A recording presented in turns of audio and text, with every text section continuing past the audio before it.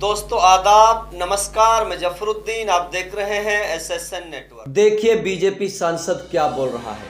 ओए भड़वे, उग्रवादी, कटुए, ये मूल्य आतंकवादी हैं। ऐसे शब्दों का प्रयोग खुलेआम संसद में हो रहा है और बीजेपी सांसद रमेश बिधूड़ी ये सब दानिश अली के लिए बोल रहे हैं। भाजपा की सच्चाई इन वक्तव्यों से उजागर होती है। समय रहते अगर इस तरह के नेताओं पर लगाम नहीं लगाई गई तो इसके असरात आने वाले नस्लों पर गलत पड़ सकते हैं, जो हम सब के लिए नुकसानदायक होंगे। इसलिए समय रहते इन पर कार्रवाई करते हुए लगाम लगाई जानी चाहिए। गौरतलब है कि नूंह में भाजपा सांसद बिधूड़ी के खिलाफ प्रदर्शन, संसद सदस्यता खत्म कर देशद्रोह का केस दर्ज करने की मांग को लेकर सौंपा ज्ञापन। हरियाणा के नूंह से जेजेपी के पूर्व प्रत्याशी एवं पूर्व जिलाध्यक्ष तैयब हुसैन घासेड़िया की अगुवाई में बीती शुक्रवार को भाजपा सांसद रमेश बिधूड़ी के खिलाफ विरोध प्रदर्शन किया गया। इस दौरान पैदल मार्च करते हुए समर्थकों के साथ लघु सचिवालय नूंह पहुंचे और राष्ट्रपति के नाम ज्ञापन सौंपा। सांसद रमेश बिधूड़ी पर कार्रवाई करने की मांग की।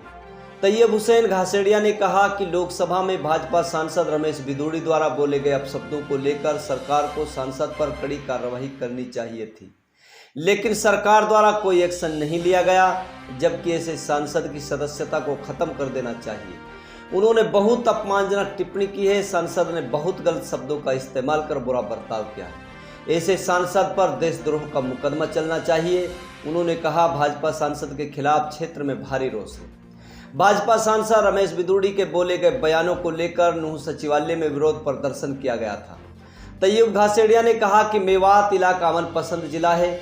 इसमें हिंदू, मुस्लिम, सिख, ईसाई आपस में मोहब्बत के साथ रहते हैं और दुनिया में मेवात के भाईचारे की मिसालें दी जाती रही हैं। आज खासकर देश में नफरत की अलख जगाई जा रही है।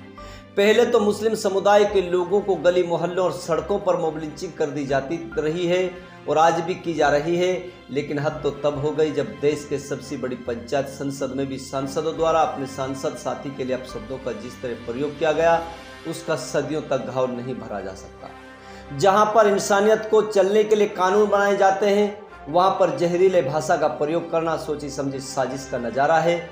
वैसे तो सरकार को तुरंत रमेश बिधूड़ी जैसे सांसद की सदस्यता खत्म कर देनी चाहिए थी, लेकिन उनके ऊपर सरकार द्वारा कोई कार्रवाई अमल में नहीं लाई गई है। इसका विरोध देश के अलग अलग इलाकों में किया जा रहा है। पूर्व प्रत्याशी व पूर्व जिलाध्यक्ष तैयब हुसैन घासेड़िया ने इस शब्दावली की कड़े शब्दों में निंदा की और साथ ही साथ जिला उपायुक्त नूंह के मार्फत राष्ट्रपति के नाम ज्ञापन सौंपकर रमेश बिधूड़ी के खिलाफ देशद्रोह का मुकदमा चलाने और उनकी संसद की सदस्यता खत्म करने की पुरजोर मांग की गई। क्योंकि भारत एक लोकतांत्रिक देश है जहां पर हर मजहब के लोग बड़ी शान से रहते हैं।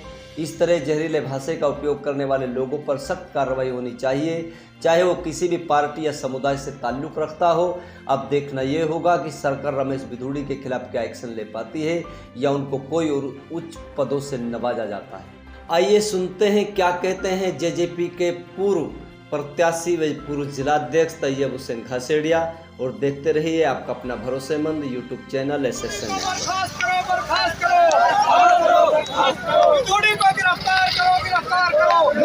21 सितंबर को एक बहुत दुखद घटना इस देश के लोकतंत्र में हुई।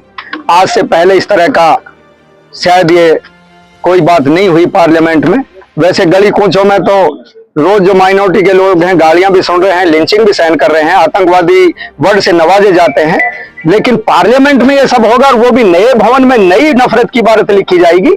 ये इस देश की जनता ने न सोचा था, न इसका ख्याल कभी किया था, और हमने तो एक लोकतांत्रिक तरीके से उसका विरोध किया है कि जो दूसरों को आतंकवादी बोल रहा था, दानिश अली जी अपने सभ्य तरीके से अपनी बात जब रख रहे थे तो उन्होंने उनको आतंकवादी, मुल्ला, कटवा, पत्नी, जो शब्द उसकी डिक्शनरी में थे नफरत के, वो सब इस्तेमाल किए। लेकिन जो जैसा होता है वो उसी तरह का लफ्ज इस्तेमाल करता है। मेरा मानना तो यह है कि स्वयं बिधूड़ी खुद आतंकवादी होने का इसने सबूत दिया है। देशद्रोह का काम इसने किया है जो पार्लियामेंट में इस तरह की शब्दावली का इस्तेमाल किया है। ये हम सब के लिए, सब तमाम अमन पसंद देश की लोकतंत्र जनता के लिए ये बड़े शर्मसार होने वाली बात है। और ये 21 सितंबर है वो लोकतंत्र के अध्याय में काले दिवस के रूप में इस देश की जनता को मनाना चाहिए। और क्योंकि इन्होंने पूरी दुनिया में भारत के लोकतंत्र का मजाक उड़ाने का काम किया है। आपने अपने ज्ञापन के माध्यम से क्या मांगा? हमने ज्ञापन के माध्यम से ये सबसे पहले तो उसकी बर्खास्तगी की मांग की है कि ऐसे लोगों को लोकतंत्र में कोई स्थान नहीं होना चाहिए। उसको बर्खास्तगी के साथ साथ उस पर देशद्रोह और हेट स्पीच का मुकदमा दर्ज करके उसको अंदर सरकार करे। ये हमने राष्ट्रपति जी से गुहार लगाई है, माननीय डीसी साहब के मार्फत उनको ज्ञापन भेजा है। धन्यवाद। बहुत शुक्रिया अनिल जी, बहुत बहुत शुक्रिया।